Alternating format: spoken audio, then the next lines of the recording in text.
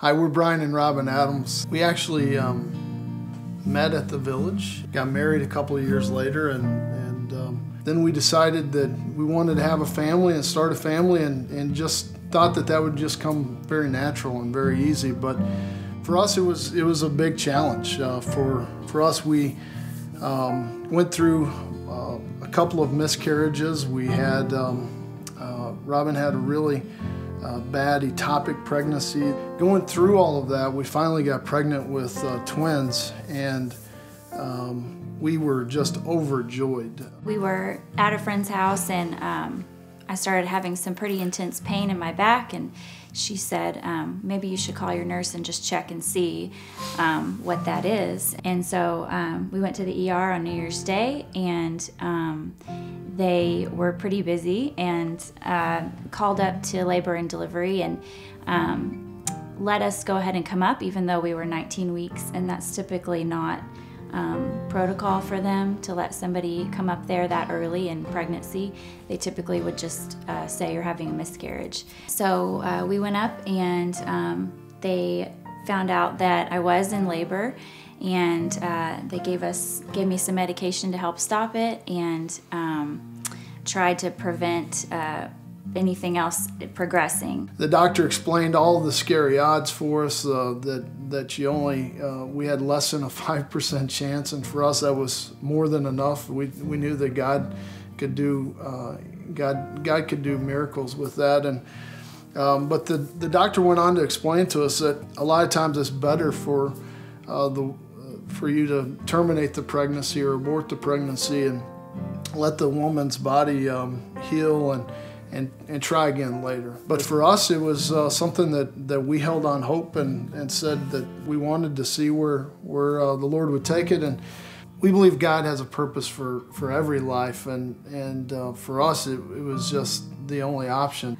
So the specialist came in and did a sonogram, and now Titus was laying across the cervix, and everything was relaxed, and he said, well, this doesn't look like you're going to deliver at all. Everything is calmed down, and he's essentially blocking the exit. So we went in the hospital, and for over a month we got to hear our son's heartbeats. Every other day we got to go see them on a sonogram, which not every family gets to see their kids develop on an every other day basis. They organized a prayer group at the hospital while I was on bed rest, and I couldn't go down there because I couldn't leave my room, but Brian sent me video, and it was a waiting room full of people. There was just worship and singing and praying, just pleading with the Lord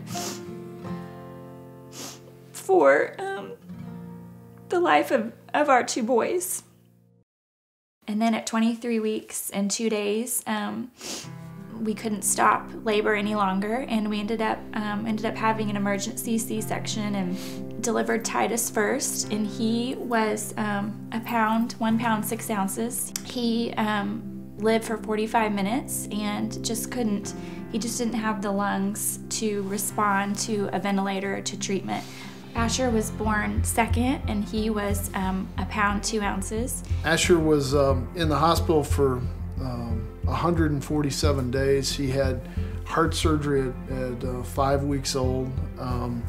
He had a number of different issues with his esophagus. At 23 weeks, his chances were probably about 3% just to live. It's just by the grace of God that not only is he here with us, but he is completely healthy and normal and has no real developmental issues that we know about, and it's just an answer to all of those prayers that we witnessed during that time. From then on, we always said that Titus helped give Asher a chance.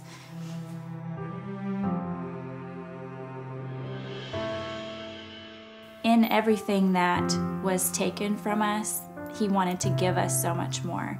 He gave us just so many experiences with people that we wouldn't have had, conversations with nurses, with other preemie parents.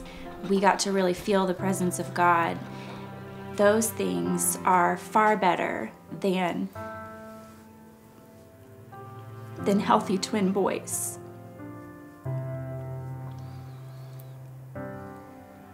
Those things are eternal.